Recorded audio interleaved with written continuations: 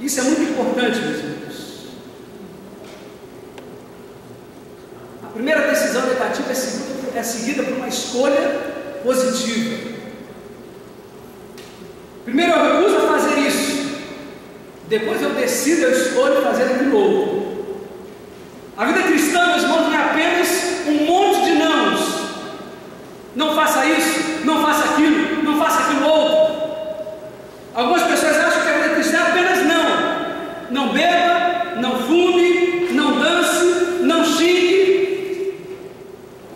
E aí muitos crentes começam a ver a vida como se fosse apenas isso, um bando de nãos, mas sem compromisso.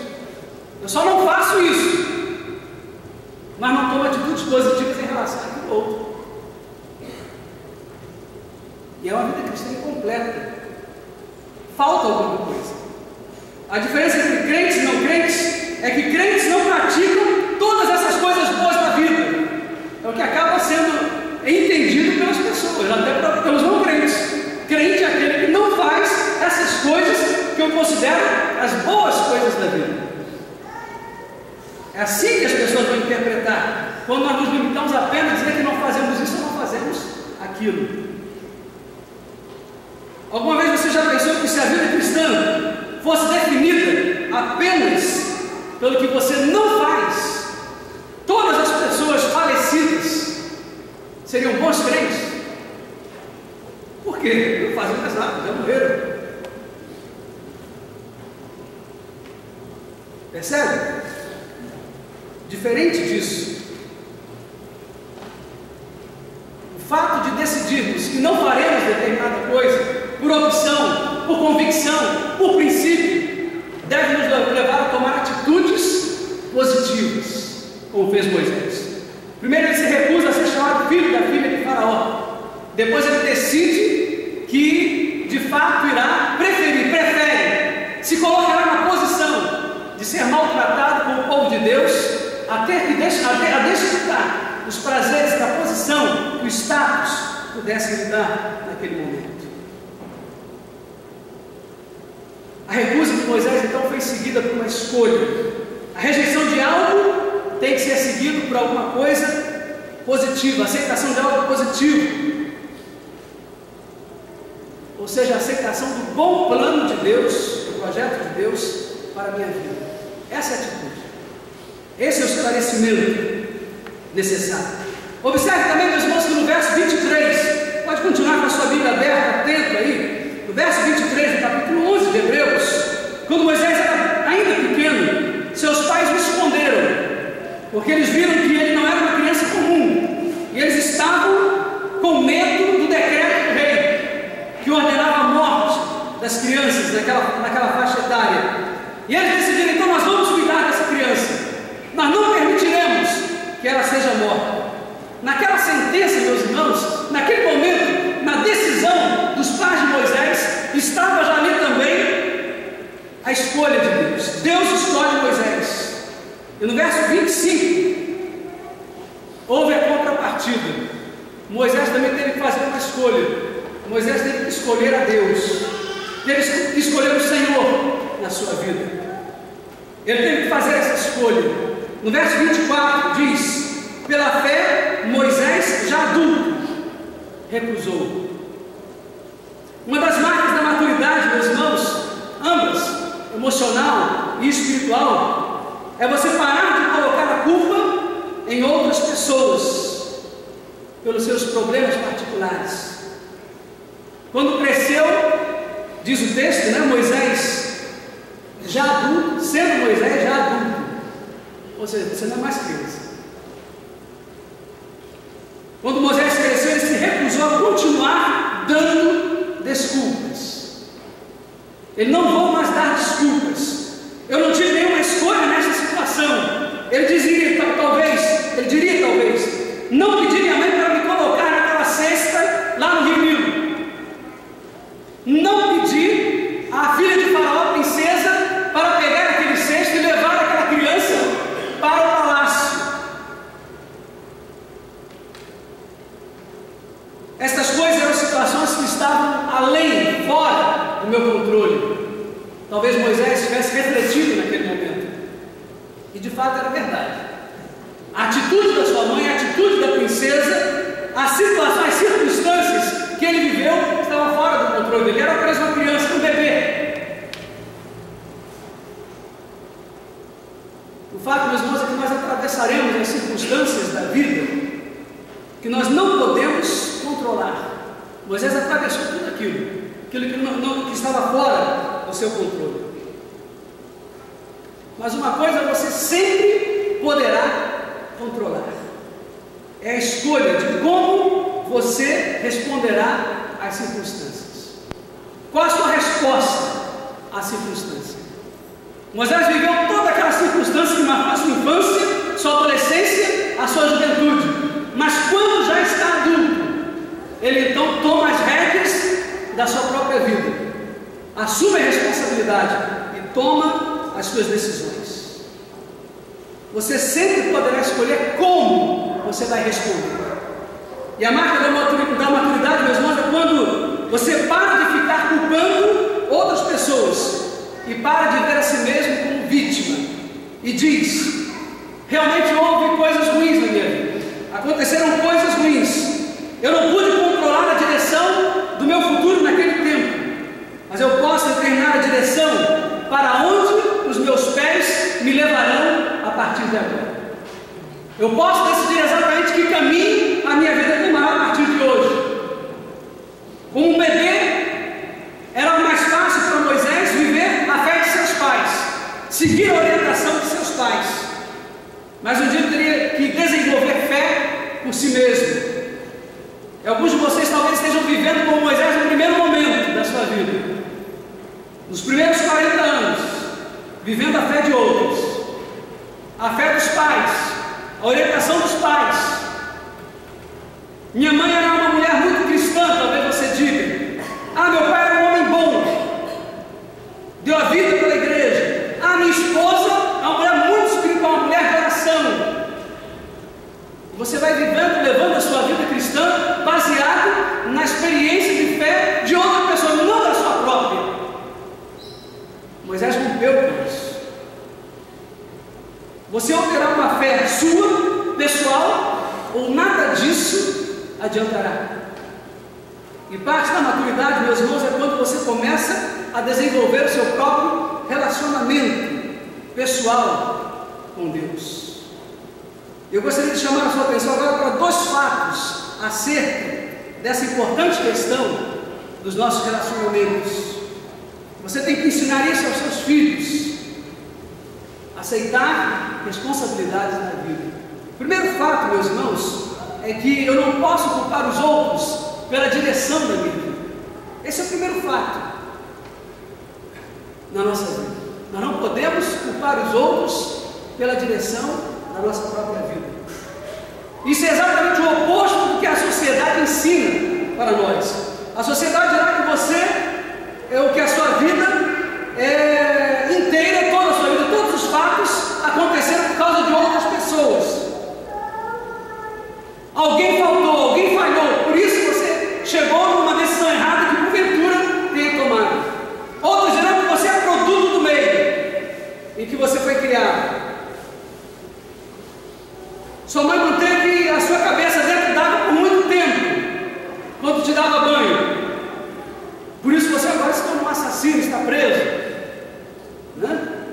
A sociedade vai procurar dar essas explicações. O fato é que ninguém teve pais perfeitos. Você que hoje está aqui, que tem filhos, você também pode reconhecer, deve admitir que quando passa em revista a sua vida como pai, como mãe, descobre que você teve falhas também. Você cometeu erros também. Porque não somos pais perfeitos, só existe um pai perfeito. Lembram-se quem é?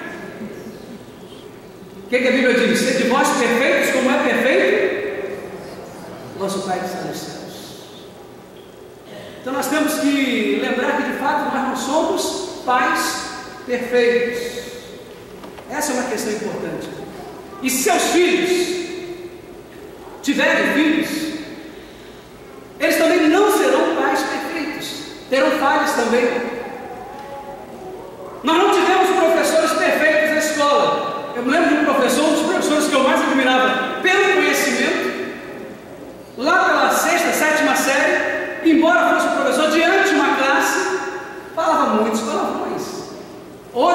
como adulto, eu fico pensando, meu Deus do céu, naquela época, como um professor pode colocar diante de uma classe falando palavrões? Nós falávamos. Conhecimento fantástico, mas estava formando o caráter de pessoas. Você imagina alguém que trabalha com adolescentes, formando caráter de adolescentes, mas com a cabeça errada, com atitudes erradas, falando palavrões na sala de aula. A influência que alguém que de fato exerce liderança pode ter na vida de outras pessoas, na formação do caráter dessas pessoas. O fato é que não tivemos professores perfeitos na escola, e você não viveu uma vizinhança perfeita, e que você tem provavelmente teve mágoas na vida, viveu situações assim. Outras pessoas, e eu não quero dizer isso aqui, talvez isso diminui a dor, isso diminui a pressão, mas na verdade eu não estou tentando minimizar a situação. De fato, todas essas coisas acontecem, mas o fato é que outras pessoas podem magoar você, e outras pessoas podem causar danos, algum dano para você. Outras pessoas podem trazer dor para a sua vida. Outras pessoas podem provocar cicatrizes na sua vida. Mas ninguém pode arruinar a sua vida. Ninguém pode destruir completamente a sua vida, a não ser você mesmo. Ninguém pode fazer isso sem a sua permissão. E quando eu digo ninguém, é ninguém mesmo. Você pode ficar ferido, cheio de cicatrizes, levar marcas para o resto da vida, mas você ainda tem a escolha do que você fará com isso, do que você fará com todas essas coisas. Você tem que decidir: eu serei uma vítima das circunstâncias, eu vou chafurdar a minha vida na lama por causa disso tudo que aconteceu no meu passado, ou você vai pedir ajuda, se for necessário, a Deus, quem sabe a pessoas que possam ajudar, um conselheiro cristão, pastor da igreja, professor da escola bíblica dominical, aquele líder da igreja que pode chegar próximo de você e ajudá-lo ali. E você então poderá superar esses problemas. Mas isso é uma escolha que precisa ser feita. Ninguém pode arruinar a sua vida. Deus não fará isso, e o diabo também não pode fazê-lo, sem que você permita que ele faça. Só você pode arruinar a sua vida, e você arruina a sua vida quando você faz a escolha errada, quando você toma decisões erradas. A segunda coisa, o segundo fato importante da vida, é que eu não posso viver o compromisso espiritual de outras pessoas. Minha esposa e meus pais eram crentes, mas isso não adianta nada, porque você precisa ter um relacionamento com Deus. Se eu fosse perguntar aqui hoje, nessa congregação, quantos de vocês querem estar mais próximos de Deus do que estão hoje? A maioria, com certeza, levantaria a mão e diria: eu quero, preciso ter um relacionamento ainda mais próximo de Deus. Mas se a verdade fosse revelada, nós veríamos, meus irmãos, que você de fato está tão perto de Deus quanto você realmente deseja estar de todo o coração. Agora mesmo você está tão próximo de Deus o quanto você deseja estar. Por quê? O fato é que ninguém está impedindo que você se aproxime mais de Deus. Ninguém está impedindo você de ter um relacionamento pessoal, caloroso, íntimo com Deus, bem próximo de Deus. Você tem visto os milagres de Deus na sua vida, você tem acompanhado as celebrações dos cultos na igreja, você tem a possibilidade de estar próximo de Deus, o mais próximo que você pode, mas algumas vezes nós mesmos impedimos que isso aconteça. Ninguém está impedindo você de fazer isso. Você está tão próximo de Deus quanto você de fato deseja estar hoje. Por que isso? Por que essa afirmação? Porque estar próximo de Deus, ter íntima comunhão com Ele, ter um relacionamento profundo com Ele, é uma questão também de responsabilidade, de decisão, de escolha. Você escolhe isso ou escolhe uma outra posição. E quem está dizendo isso não é o pastor da igreja. Quem está dizendo isso é a Bíblia. Veja o que diz Romanos capítulo 14, verso 12. O que está escrito aí?